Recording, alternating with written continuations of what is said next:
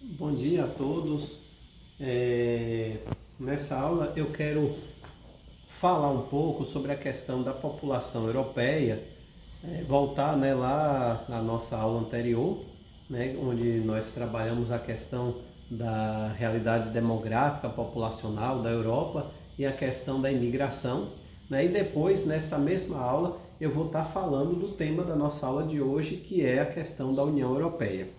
Mas eu precisava, né, fazer alguns comentários com vocês em relação à questão populacional da Europa e a questão também dos imigrantes. E aí eu aproveitei em uma aula só, eu vou estar falando sobre esses três temas, né, tentando abreviar um pouco. Então, primeiramente, eu gostaria só, né, de citar que em 2008 a população europeia era de aproximadamente cerca de 740 milhões de habitantes, um pouco mais que isso. A densidade demográfica atingia cerca de 65 habitantes por quilômetros quadrados, fazendo do continente o mais densamente povoado do mundo. Essa população, portanto, corresponde a cerca de 10% da população mundial. As taxas de crescimento demográfico europeu estão próximas de zero. Alguns países vêm apresentando taxas negativas nos últimos anos. Quando a gente fala sobre a questão da dinâmica do crescimento populacional, em decorrência da acentuada queda dos índices de natalidade, a Europa vem apresentando baixas taxas de crescimento populacional. Olhando para essa tabela aí, nós podemos observar que o crescimento demográfico anual dos países europeus é um crescimento bem significante, né? Onde nós vamos ver aí países com um crescimento de 0,1, 0,2%, né, ao ano. E a gente vai observar que tem países como a República Tcheca que tem apresentado um crescimento nulo e outros países que vêm apresentando um crescimento negativo, como é o caso, por exemplo, da Alemanha, com um crescimento de menos 0,2%, a Hungria menos 0,4% e a Letônia menos 0,4% também. Isso nos revela, nos mostra uma queda, né, no crescimento vegetativo, no crescimento populacional. E essa queda pode ser explicada por diversos fatores. Nós podemos atribuir essa queda ao desenvolvimento urbano industrial do continente, que eleva o custo de vida para uma família numerosa, a uma redefinição do modo de vida com casamentos mais tardios, a crescente participação da mulher no mercado de trabalho, aos desejos de consumo, lazer e ascensão social, né, das pessoas, a condição onde uma família numerosa dificultaria essa realidade, a disseminação dos métodos anticoncepcionais, além de uma maior difusão dos meios de comunicação que ampliaram o acesso à informação, permitiram que os casais passassem a fazer planejamento familiar, reduzindo assim o número de filhos. Consequentemente, a Europa vem apresentando um aumento do número de idosos. A expectativa de vida na maioria dos países europeus está acima dos 77 anos e, em consequência disso, é grande o número de idosos na composição etária da população. Sempre quando fazemos alguma pesquisa, em qualquer texto que a gente lê, nós observamos os autores destacando do processo de envelhecimento da população europeia. E o comportamento demográfico europeu traz séria preocupação ao continente, né? Pois ao mesmo tempo em que não há aumento da força de trabalho, né, uma vez que há um número pequeno da população mais jovem, ocorre a elevação sensível dos gastos com a previdência social, com a manutenção de benefícios como aposentadorias, devido a esse intenso processo de envelhecimento das pessoas. Olhando para essa tabela, nós vamos observar, né, que a expectativa de vida nos países europeus é geralmente alto. Observe aí, né, que em geral essa expectativa está acima, né, dos 80 anos em média. Quando se constata que quase um terço dos cerca de 400 milhões de habitantes da União Europeia é constituído por pessoas com mais de 50 anos de idade, ou seja, pessoas aposentadas ou que estão para se aposentar, é evidente a elevação dos gastos com a previdência social. Em relação à composição étnica, os europeus podem ser divididos em 3 grandes ramos étnicos, cada um com uma diversidade de grupos, de povos ou etnias. Esses ramos são os atlanto-mediterrâneos, os germanos e os eslavos. No continente europeu, também predominam os idiomas indo-europeus, subdivididos em 3 grupos principais: o latino, o germânico e o eslavo. Em relação à religião, apesar da diversidade étnica e linguística existente na Europa, a maior parte da população pratica o catolicismo, que está dividido em 2 grandes grupos, o catolicismo romano e o catolicismo ortodoxo. Além da influência preponderante da Igreja Católica, praticam-se também o protestantismo, que predomina na parte setentrional do continente, divide-se em luteranismo, calvinismo e anglicanismo, o islamismo, que possui muitos adeptos na Turquia e na Península dos Balcãs, e o judaísmo, que é praticado em diversos países europeus, mas por um pequeno número de adeptos. Com a onda migratória recente de turcos, norte-africanos e árabes do Oriente Médio em direção à Europa Ocidental, cresceu muito o número de adeptos do islamismo nessa porção do continente europeu. Entre os praticantes do islamismo há uma facção minoritária conhecida por fundamentalistas ou integristas, da qual fazem parte alguns grupos que promovem atos terroristas para desestabilizar governos ocidentais. Em vista disso, alguns governos de países europeus vêm se preocupando com a expansão da religião islâmica no continente. Em relação à questão da imigração e do racismo na Europa, nós sabemos que são bastante conhecidos os deslocamentos da população europeia para colonizar outros continentes, como foi o caso da colonização dos europeus na América, na Oceania. Durante séculos, os europeus deixaram seu continente à procura de novas perspectivas de emprego e melhorias das condições de vida, para fugir de guerras religiosas e imperialistas, e também para buscar riquezas. O processo de colonização, por exemplo, das terras da América, demonstra muito bem isso. Com o fim da Segunda Guerra Mundial, porém, essa situação se inverteu. A Europa tornou-se um continente atraente a imigrantes, sobretudo do norte da África, da Turquia e do Oriente Médio. E sua população, de forma geral, não tem se deslocado de modo significativo em busca de outras regiões. No período pós-Segunda Guerra, muitos países europeus procuraram atrair imigrantes, para ser mão de obra barata e sem qualificação, que foi essencial para o momento do processo de reconstrução do continente. É fácil aqui perceber que esses imigrantes eram procurados pelos europeus, uma vez que a Europa necessitava de trabalhadores de mão de obra, para desempenhar determinados serviços considerados inferiores e com salários também menores, que a maior parte da população da Europa não tinha interesse em realizar. Então, isso acabou colaborando para a chegada de quantidades de imigrantes, no período pós-Segunda Guerra Mundial. O crescimento econômico e o alto padrão de vida alcançado pelos países da União Europeia, da Suíça, da Noruega na segunda metade do século XX os transformaram em polo de atração de imigrantes. Esses imigrantes que vinham principalmente dos países subdesenvolvidos, com destaque para os países da África, do sul da Ásia e, como eu já disse, da Turquia. Nos últimos anos, os deslocamentos internos da população europeia se tornaram muito intensos. A crise nos países do leste europeu provocou forte migração para os países da União Europeia, principalmente para a Alemanha, a França e a Itália. Em 2004, com a admissão de 8 países do leste europeu na União Europeia, o fluxo de imigrantes sofreu modificação, tendo em vista os investimentos que o oeste europeu destinou aos novos ingressantes. Também cresceram os deslocamentos da população dos países com grandes desequilíbrios econômico-regionais, das áreas mais pobres para as áreas mais ricas. No período de transição do século XX para o século XXI, não foram apenas os operários não qualificados que se deslocaram, mas também jovens graduados em busca de trabalho e de melhores condições de vida.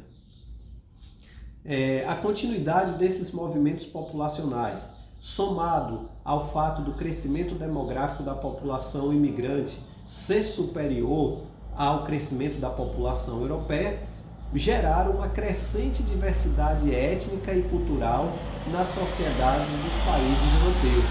Diante desse fenômeno, vem crescendo na Europa os chamados movimentos xenófobos, né? A xenofobia, termo aí que eu pedi na última aula para que vocês pesquisassem o significado, e o sentimento de nacionalismo em alguns povos da Europa, que atribuem aos imigrantes a culpa pelo aumento do desemprego e da criminalidade. O fato da população imigrante se concentrar nos grandes centros urbanos dá maior visibilidade aos problemas de desemprego e de formação de periferias miseráveis. Então, com essa questão, né, de um contínuo movimento populacional, somado a um crescimento da população imigrante, né, maior do que o crescimento da população europeia, começou a fazer com que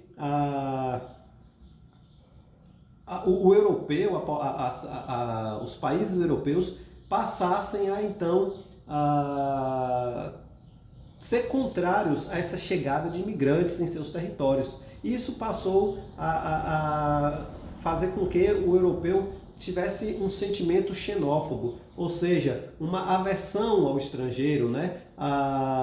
Não querendo mais a entrada desses povos, primeiro por uma questão socioeconômica, né? E aí a gente vê a questão dos problemas de desemprego e o começo da formação de periferias pobres, de miseráveis, ao mesmo tempo que, além dessa questão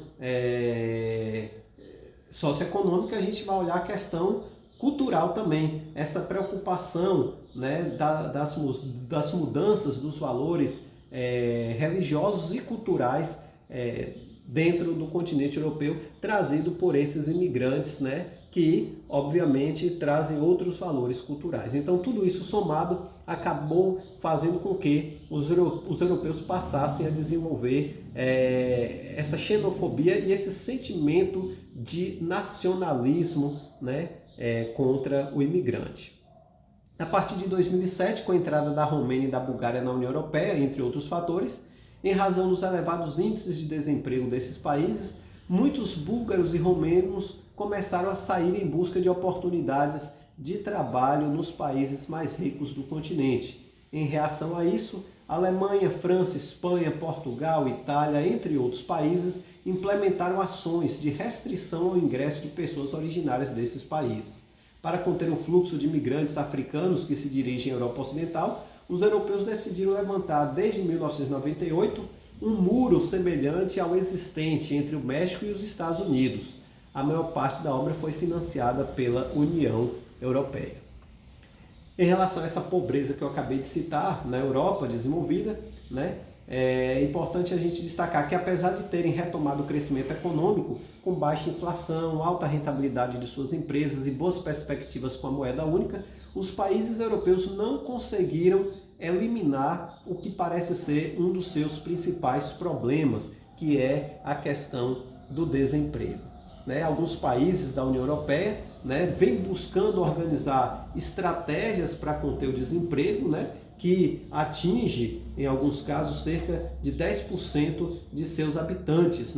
Alguns países com índices alarmantes bem maiores do que essa realidade do número de pessoas desempregadas em sua população. E aí, em relação a essa questão da imigração, nós podemos citar também o grande número de pessoas que vem migrando de forma não espontânea, mas por serem obrigados, por passarem por situações adversas, como perseguições religiosas, guerras, conflitos, dentre outros. Nós temos aí que citar, por exemplo, o caso da população da Síria, que desde 2011 vive uma guerra civil, e essa população vive migrando dentro do próprio território sírio, mas também para outras regiões do mundo. E aí uma um local muito procurado por essa população, exatamente o continente europeu. E aí então a gente vem agora para a gente comentar o nosso tema da aula de hoje, que é a União Europeia, né? A União Europeia, que é o maior projeto de integração entre países levado a cabo na história. A primeira experiência de integração comercial entre países já havia sido elaborada um pouco antes do final da Segunda Guerra. Bélgica, Holanda e Luxemburgo formaram em 1944 o Benelux, que previa a criação de uma zona de livre comércio entre seus membros. Esse foi, portanto, o início do que viria a ser hoje a grande União Europeia. O Benelux entrou em funcionamento em 1948 e 10 anos depois completou o processo de unificação econômica. A experiência pioneira dessa integração está sendo seguida por várias nações e é um dos elementos que caracterizam a ordem mundial dos dias atuais. Depois, em 1952, foi criada a SECA, Comunidade Europeia do Carvão e do Aço, reunindo os países do Benelux, portanto Bélgica, Holanda e Luxemburgo, a Alemanha, a França e a Itália, a chamada Europa dos Seis. Com essa integração, foi estabelecido um mercado comum para os produtos e matérias-primas ligados à indústria siderúrgica, como o carvão, o ferro e o aço. A experiência do mercado siderúrgico comum e o êxito alcançado pela SECA inspiraram uma integração econômica mais ampla. Em 1957, poucos anos depois, os membros da SECA criaram pelo Tratado de Roma a Comunidade Econômica Europeia, CEE, que também ficou chamada de Mercado Comum Europeu, MCE, que deu origem ao processo de unificação da Europa.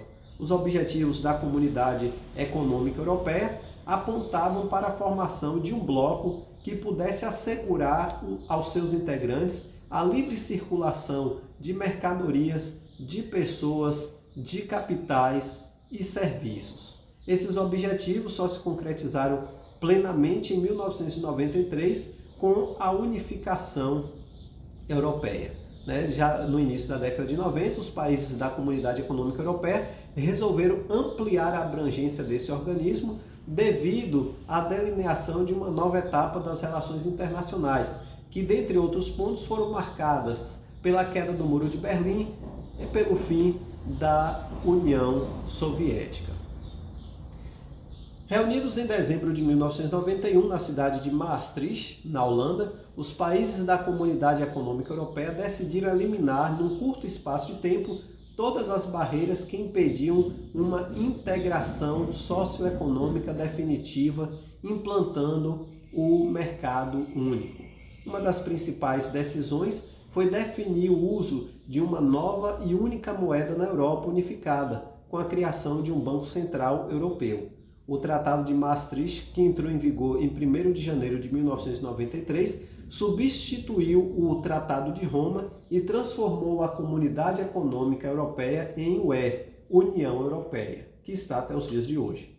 Assim, gradativamente, vem ocorrendo entre os países integrantes uma maior cooperação em questões como o combate ao crime organizado e ao narcotráfico, decisões comuns relacionadas ao meio ambiente, à imigração, à educação, à proteção do consumidor, à saúde pública, à defesa do território e também a outras áreas. A ambição desse tratado é transformar a Europa unificada em um grande bloco econômico capaz de competir com os Estados Unidos e com o bloco integrado por esse país, que era o NAFTA, e agora nós temos uma nova integração Estados Unidos, Canadá e México. Nesse sentido, um passo importante foi dado em 1º de janeiro de 2002, quando entrou em circulação o euro, a moeda única, colocando assim, concretizando assim a união monetária em alguns países pertencentes à União Europeia. Então, gente, esses países, esse conjunto de países que adotaram o euro como a moeda única oficial dos seus países, passam a compor a chamada zona do euro. E aí, portanto, a gente conclui essa análise aí né, sobre a questão da União Europeia. Logo em sequência aí na aula, vocês vão ver que eu deixei mais 2 vídeos para vocês. Um que fala sobre a questão da União Europeia, traz mais algumas discussões, alguns detalhes, né, e o outro que fala sobre o Brexit. Né, o Brexit que foi, né, uma questão de atualidade, que foi exatamente a saída do Reino Unido da União Europeia, quando, né, no dia 31 de janeiro de 2020, foi oficializado formalmente a saída do Reino Unido, portanto, da União Europeia. Vocês vão ver isso tudo aí nos 2 vídeos que tem logo em sequência a aula. E depois, né, façam as atividades que estou pedindo para vocês. Qualquer dúvida, entre em contato comigo, estou à disposição de vocês, né? Bons estudos, fiquem com Deus e até a próxima.